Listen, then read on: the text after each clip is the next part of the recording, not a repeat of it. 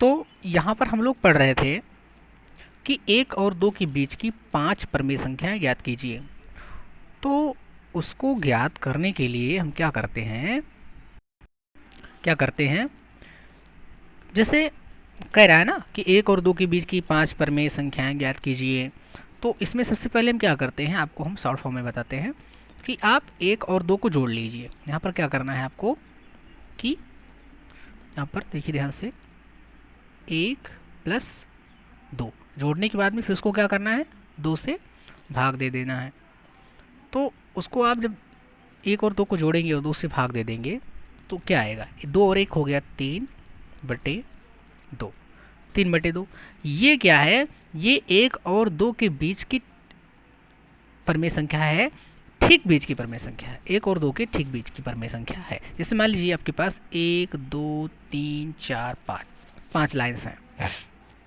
तो इसमें जो ये आपकी बीच वाली लाइन है, ये इन दोनों के बाद में है और इन दोनों के पहले है, तो इसको क्या बोलेंगे हम, ठीक बीच वाली। ठीक है, इसको ठीक बीच की लाइन बोलेंगे।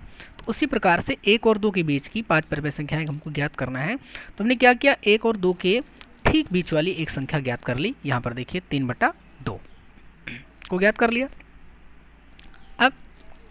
अब हमारे पास यहाँ पर देखिए, यहाँ पर 1 था और यहाँ पर 2 था। 1 और 2 के ठीक बीच की परमेय संख्या हमको प्राप्त हो गई है 3/2। अब इसके आगे हम क्या करें, 3/2 तो हमको ज्ञात हो गया। चूंकि हमको 5 परमेय संख्या निकालना है, 1 और 2 के बीच की 5 परमेय संख्या ज्ञात कीजिए। अब आप यहाँ पर क्या कर सकते हैं कि 1 और 3/2 के बीच की संख्या निकालिए, 1 और 3/2 के ठीक बीच की परमेय संख्या निकालिए। और एक बात बता दें आपको कि 1 और 2 के बीच में हम जितनी भी चाहें उतनी परमेय संख्याएं निकाल सकते हैं, क्योंकि किन्हीं भी दो संख्याओं के बीच में अनंत परमेय संख्याएं होती हैं। तो वही प्रोसेस यहाँ पर भी होगा। 1 और 3/2 को हम क्या करेंगे, यहाँ पर देखिए, यहाँ पर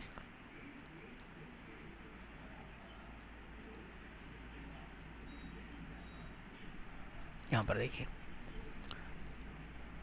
1 प्लस 3/2 को हम जोड़ेंगे, 1 और प्लस 3/2 को जोड़ेंगे, 1 सेकेंड, जोड़ेंगे तो क्या हो जाएगा, 1 प्लस 3/2 को जोड़ेंगे तो 2 क्या हो जाएगा, 3 2 5/2। यहाँ पर हमको क्या मिलेगा, 5/2।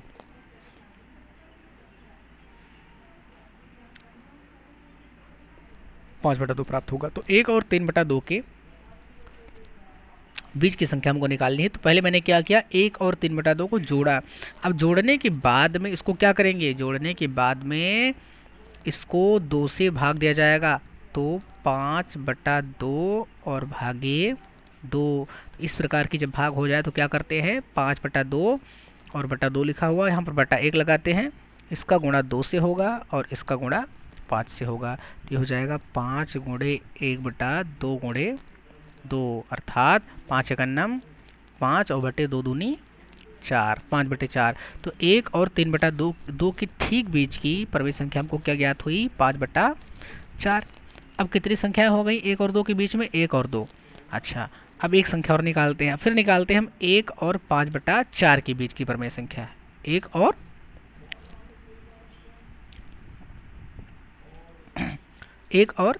5/4 के ठीक बीच की परमेय संख्या निकालने जा रहे हैं हम। तो उसके पहले इसको मिटा देते हैं।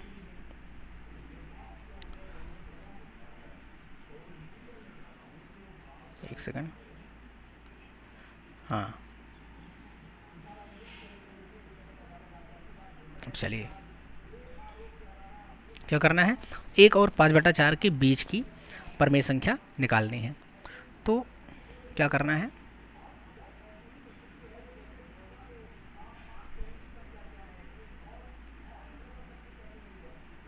1 प्लस 5/4 को पहले हम जोड़ेंगे, क्या आएगा, 4 एकम 4, 1 चौको 4, यहाँ भी 4, 4 एकम 4 और प्लस 5/4।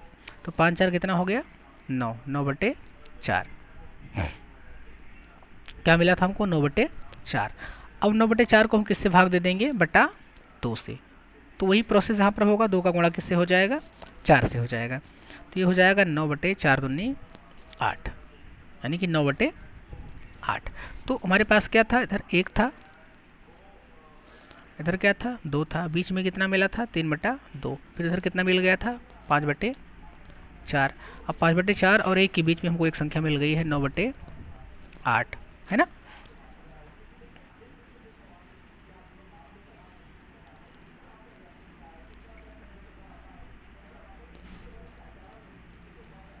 ये हो गया।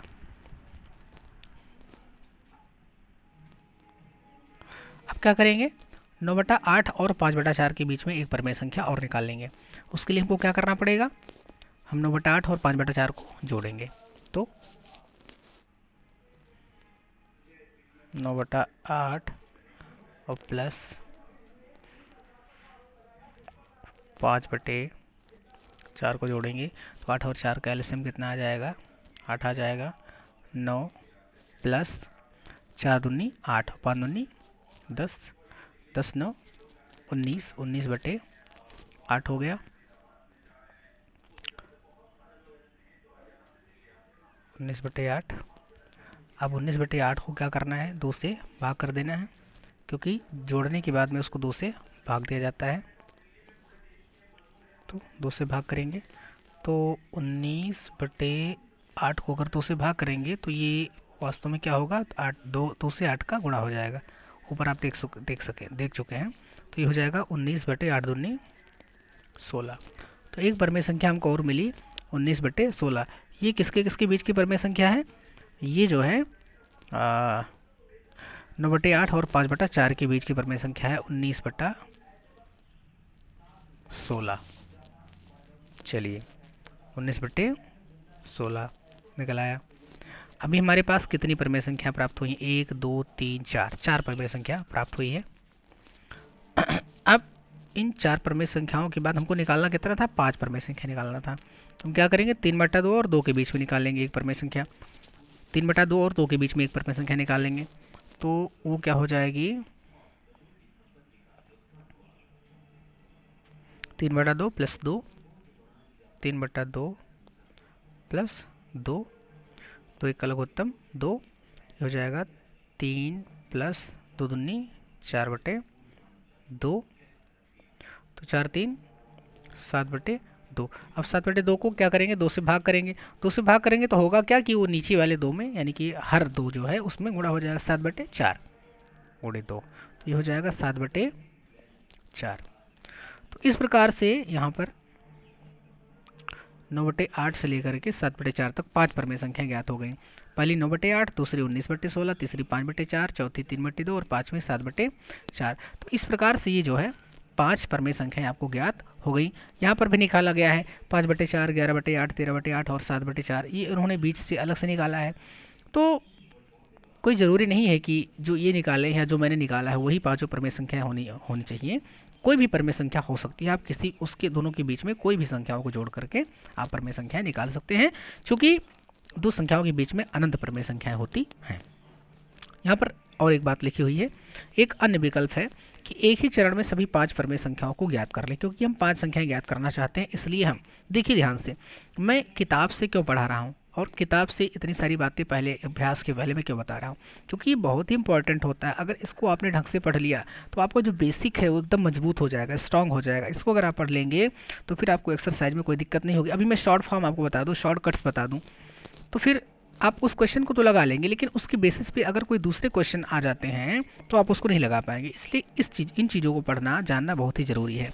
तो यहाँ पर एक विकल्प बताया गया है। करना क्या है कि 5 परमेय संख्याओं को ज्ञात करना है ना, क्वेश्चन में 5 परमेय संख्या ज्ञात करने के लिए कहा है। क्योंकि हम 5 परमेय संख्या ज्ञात करना चाहते हैं, इसलिए हम 5 + 1 अर्थात 6 को हर लेकर 1 सेकंड में जो है इसको सही कर लो थोड़ा सा।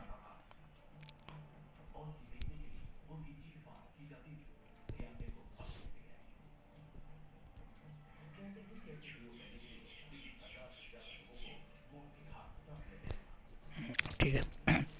तो इसलिए हम 5+1 अर्थात 6 को, जैसे हमें 5 परमेय संख्या ज्ञात करनी है तो उसमें 1 जोड़ लेंगे, 5+1 क्या हो जाएगा, 6 हो जाएगा। अब 6 को हर लेकर के 1 और 2 को परमेय संख्याओं के रूप में लिखते हैं, है ना, 1 और 2 को परमेय संख्याओं के रूप में लिखते हैं, मतलब 6 हर होना चाहिए। तो अगर मुझे 1 लिखना है और 1 को इस प्रकार से लिखना है कि उसका हर जो है वो 6 हो जाए, तो हमको अंश भी क्या करना पड़ेगा, 6 करना पड़ेगा। तो 6/6 हो जाएगा। इसमें मेरे पास क्या था, 1 था ना, क्या था, 1 था। इसको मैं चाहता हूँ कि इसको इस प्रकार से लिखूँ भिन्न के रूप में कि उसका जो हर है वो 6 हो जाए। तो हम क्या करेंगे, 6/6 लिख लेंगे। अब 6 से 6 को भाग देंगे तो 1 ही तो आएगा, 6 से 6 कटेगा तो क्या आएगा, 1 ही आएगा। तो हमने 6/6 लिख लिया। अच्छा, दूसरी संख्या क्या थी, 2 थी। 2 को क्या लिख दें, 2 को अगर हम लिख दें 12/6, तो यहाँ पर देखिए हर जो है, हर 6 हो गया, ये हर क्या हो गया, 6 हो गया। और अंश कितना है, 12 है। अब इसको अगर हम चेक करना चाहें कि क्या ये 2 ही लिखा है, तो 6 कम 6, 6 दूनी 12, 2 ही लिखा है। तो यहाँ पर हमने 1 को लिख लिया 6/6 और 2 को लिख लिया 12/6। तो इस प्रकार से दोनों संख्याएं लिख गई और दोनों का हर कितना हो गया, 6 हो गया। अब इनके बीच की हमको 5 परमेय संख्याएं ज्ञात करनी है। तो यहाँ पर देखिए किताब में भी आपके दिया गया है। तो क्या करना है, बीच की परमेय संख्या याद करनी है। तो करना कुछ नहीं है, 6/6 था, यहाँ पर 7/6, फिर 8/6, फिर 9/6, फिर 10/6, फिर 11/6 और 12/6 लिखा ही है। तो कितनी परमेय संख्याएं हो गई, कितनी परमेय संख्याएं हो गई, 1 2 3 4 5। बहुत ही आसान तरीका है। इस तरीके से हमने 1 और 2 के बीच की 5 परमेय संख्याओं को ज्ञात कर लिया। आगे चलते हैं। ध्यान दीजिए कि उदाहरण 2 में 1 और 2 के बीच स्थित केवल 5 परमेय संख्याएं ही ज्ञात करने के लिए कहा गया था, परंतु आपने यह अवश्य अनुभव किया होगा कि वस्तुतः 1 और 2 के बीच अपरिमित रूप से अनेक परमेय संख्याएं होती हैं। व्यापक रूप में किन्हीं दो दी हुई परमेय संख्याओं के बीच अपरिमित रूप से अनेक परमेय संख्याएं होती हैं। यहाँ पर ये इंपॉर्टेंट है, क्या बता रहा है, ये बता रहा है कि व्यापक रूप से किन्हीं दो दी हुई परमेय संख्याओं के बीच अपरिमित रूप से अनेक परमेय संख्याएं होती हैं। बहुत इंपॉर्टेंट है, इसको आप लोग देख लीजिएगा, पढ़ लीजिएगा। आइए हम संख्या रेखा को पुनः देखें। क्या आपने इस रेखा पर स्थित सभी संख्याओं को ले लिया है, अभी तक तो नहीं।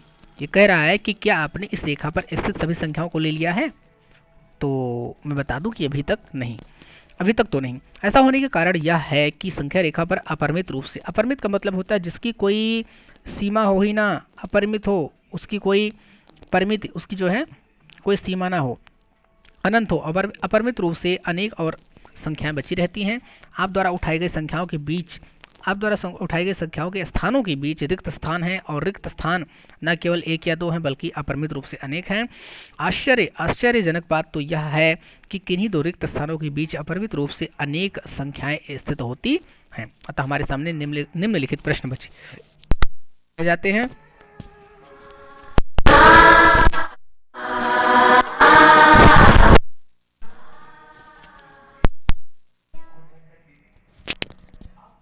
अपरिमित रूप से अनेक संख्याएं बची रह जाती हैं। पहला, संख्या रेखा पर बची हुई संख्याओं को क्या कहा जाता है, संख्या रेखा पर बची हुई संख्याओं को क्या कहा जाता है, इन्हें हम किस प्रकार पहचानते हैं, अर्थात इन संख्याओं और परमेय संख्याओं के बीच हम किस प्रकार भेद करते हैं।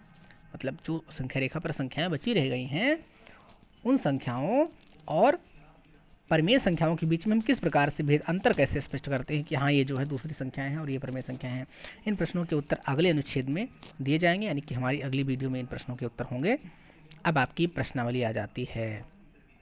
आपकी प्रश्नावली 1.1, इसमें पूछा गया है क्या 0 एक परमेय संख्या है, क्या 0 एक परमेय संख्या है, क्या इसे आप p/q के रूप में लिख सकते हैं जहां p और q पूर्णांक हैं और q बराबर 0 नहीं है। तो आज मैं इसमें देखिए 4 क्वेश्चन आपके हैं, चारों क्वेश्चन में से मैं 2 क्वेश्चन आपके बताऊंगा और 2 क्वेश्चन आप लोग का होमवर्क रहेगा। होमवर्क आप जो है व्हाट्सएप ग्रुप पे होमवर्क करके भेजिएगा, मैं उसको चेक करूंगा और उसके बाद में इन बचे हुए 2 क्वेश्चंस का आंसर भी आपको हम बताएंगे, पर आज केवल 2 क्वेश्चन। तो पहला क्वेश्चन है कि क्या 0 एक परिमेय संख्या है, क्या इसे आप p/q के रूप में लिख सकते हैं जहां p और q पूर्णांक है और q बराबर 0 नहीं है। तो वही पुरानी बात कि परमेय संख्या होने की 3 शर्तें। तो परमेय संख्या होने की 3 शर्तें क्या क्या हैं आप लोगों को पता है, मैं एक बार बता दूं इस क्वेश्चन को। तो इसका जो सॉल्यूशन है,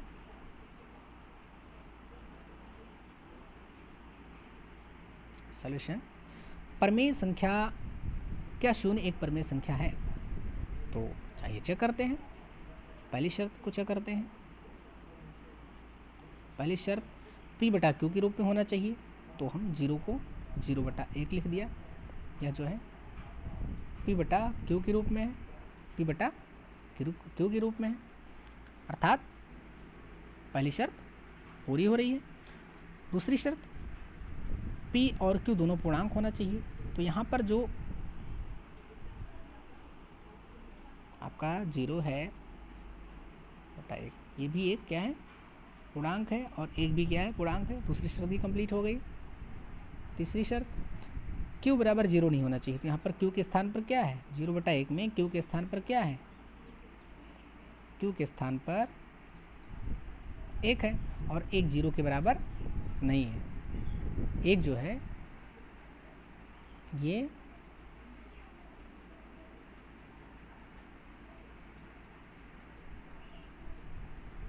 जीरो के बराबर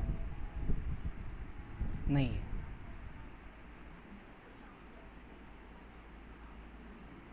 एक जो है वो 0 के बराबर नहीं है। तो यहाँ पर तीसरी शर्त भी कंप्लीट होती दिख रही है, अर्थात हम लिख सकते हैं कि शून्य एक परमेय संख्या है, क्योंकि वह p बटा q के रूप में है, p और q दोनों पूर्णांक है, और q बराबर 0 नहीं है। तो ये तो आपके पहले प्रश्न का उत्तर हुआ। दूसरा क्वेश्चन है 3 और 4 के बीच में 6 परमेय संख्याएं ज्ञात कीजिए। तो मैं इसे यहाँ पर लिखकर तो नहीं बताऊंगा, पर इसमें कुछ मैं हिंट आपको दे देता हूँ। अभी इसके पहले मैंने एक उदाहरण बताया था कि 1 और 2 के बीच में 5 परमेय संख्याएं ज्ञात कीजिए। तो उसमें क्या किया गया था, पहली उसमें व्यवस्था थी कि आप 1 और 2 को जोड़िए और जितना है उसको 2 से भाग दे दीजिए, फिर जो संख्या आपको प्राप्त हो उसको और 1 को जोड़िए और जितना है उसको 2 से भाग दे दीजिए। हालांकि थोड़ा सा ये डिफिकल्ट लग रहा है, तो एक वैकल्पिक विधि आपको बताई गई थी कि क्या करना है, कितनी परमेय संख्या ज्ञात करना है, 6 परमेय संख्या ज्ञात करना है। तो आप करें क्या, 6 में 1 जोड़ लीजिए, 6 में क्या जोड़ लीजिए, 1 कितना हो गया, 7 हो गया। अब आपको 3 को इस प्रकार से लिखना है कि उसका जो हर है वो क्या हो जाए, 7 हो जाए। 4 को भी आपको इस प्रकार से लिखना है कि उसका जो हर है वो क्या हो जाए, 7 हो जाए। पर ध्यान रखिएगा, ध्यान आपको ये रखना है कि इसकी वैल्यू, इसका वैल्यू बदलने ना पाए, ऐसा ना हो जाए कि 3 की जगह पर 6 हो जाए। कहने का मतलब ये है, जैसे मैंने 1 को क्या लिखा था, 1 को मैंने 6/6 लिखा था, तो इसका जो वैल्यू है वो कितना है, मान जो है वो एक ही है ना, 6 से 6 को भाग दिया 1 ही आया है ना। 2 को मैंने क्या लिखा था, 2 को मैंने लिखा था 12/6, तो 6 कम 6, 6 दूनी 12, तो इसकी भी वैल्यू क्या है, 2 है, वैल्यू नहीं चेंज हो रही थी। तो वही प्रोसेस यहाँ पर करना है कि 3 को आपको इस प्रकार से लिखना है तो इसका जो हर रहे वो कितना रहे, 7 रहे। तो करें तो क्या करें, कैसे क्या करें, अगर हम 3 को लिख लें 21/7, तो इसका मतलब क्या हो जाएगा, 3, 7 एकम 7, 7 त्रिक 21, 21/7 का मतलब क्या हो गया, 3, है ना। 4 को क्या लिख सकते हैं, 4 को हम क्या लिख सकते हैं, 28/7, 7 एकम 7, 7 चौक 28, तो 4 को हम लिख सकते हैं 28/7। बात समझ में आई होगी आप लोगों की। अब हमको मिल गया, 2 परमेय संख्या हमको मिल गई, पहला 21/7 और दूसरा 28/7। अब 21/7 और 28/7 के बीच में जितनी भी परमेय संख्या है उसे आप लिख सकते हैं। इसके आगे नहीं बताऊंगा, इतना पर्याप्त है आप लोगों के लिए। अब आइए आगे चलते हैं नेक्स्ट क्वेश्चन पर। नेक्स्ट क्वेश्चन आपका है 3/5 और 4/5 के बीच 5 परमेय संख्या ज्ञात कीजिए। ये मैं आप लोगों के लिए छोड़ रहा हूँ, इसको मैं आप लोगों के लिए छोड़ रहा हूँ, ये आप लोग करेंगे। अच्छा, चौथा क्वेश्चन है, चौथे क्वेश्चन में से कुछ आपको बता दे रहा हूँ, और जो बचेगा आप लोग होमवर्क में उसको मुझे करके दिखाएंगे, व्हाट्सएप ग्रुप पे भेजेंगे। इसमें है कि प्रत्येक प्राकृत संख्या एक पूर्ण संख्या होती है। तो मैं बता दूं आपकी जानकारी के लिए कि ये कथन सत्य है, प्रत्येक प्राकृत संख्या एक पूर्ण संख्या होती है, क्योंकि पूर्ण संख्या क्या होती है, 0 से लेकर के अनंत तक, कहाँ तक, धन अनंत तक, जबकि प्राकृतिक संख्याएं 1 से लेकर के धन अनंत तक होती हैं। तो प्रत्येक प्राकृतिक संख्या जब पूर्ण संख्या के अंतर्गत आती है, तो प्रत्येक प्राकृतिक संख्या पूर्ण संख्या हो गई ना, ये प्रत्येक प्राकृतिक संख्याएं पूर्ण संख्याओं के अंदर ही तो लिखी हैं, क्योंकि पूर्ण संख्याएं 0 से स्टार्ट होती हैं। पूर्ण संख्या आपकी यहाँ 0 से स्टार्ट होती हैं, 0 1 2 3 4 5 6 7 8 9 10 डॉट डॉट डॉट डॉट धनानंत तक, जबकि परमेय संख्या 1 से लेकर के अनंत तक होती है। तो मतलब ये जो प्रत्येक परमेय संख्या है, प्रत्येक जो ये प्राकृतिक संख्या है, ये पूर्ण संख्या भी है। ये बात सिद्ध हो गई, अर्थात ये कथन सत्य है। दूसरा है प्रत्येक पूर्णांक एक पूर्ण संख्या होती है। प्रत्येक पूर्णांक एक पूर्ण संख्या होती है। अब इसे आप लोग बताएंगे। इसका जब आप आंसर लिख करके व्हाट्सएप ग्रुप पर भेजेंगे तो कारण सहित लिखना है, ऐसे नहीं कि सही गलत असत्य सत्य ऐसे नहीं लिख देना है, उसका आपको नीचे कारण भी लिखना है, एकदम स्वच्छ साफ एवं सुंदर अक्षरों में आप लिख करके भेजेंगे। तीसरा है प्रत्येक परमेय संख्या एक पूर्ण संख्या होती है। प्रत्येक परमेय संख्या एक पूर्ण संख्या होती है। इसमें आपको बताना है कि क्या प्रत्येक परमेय संख्या एक पूर्ण संख्या होती है। अब ये क्वेश्चन आप लोगों के लिए है, आप इसका आंसर दीजिए, सत्य सत्य बताइए, कारण सहित बताइए और व्हाट्सएप ग्रुप पर उसको लिख करके भेजिए। वहाँ पर उसकी चेकिंग की जाएगी, मैं चेक करूँगा, और जो बता पाएंगे या नहीं बता पाएंगे फिर नेक्स्ट वीडियो में जो क्वेश्चंस बचे हुए हैं उन सभी के आंसर आपके पास पहुँच जाएंगे। और इतना मैंने आपको पढ़ा दिया है। थैंक यू, मिलते हैं नेक्स्ट वीडियो में। ओके।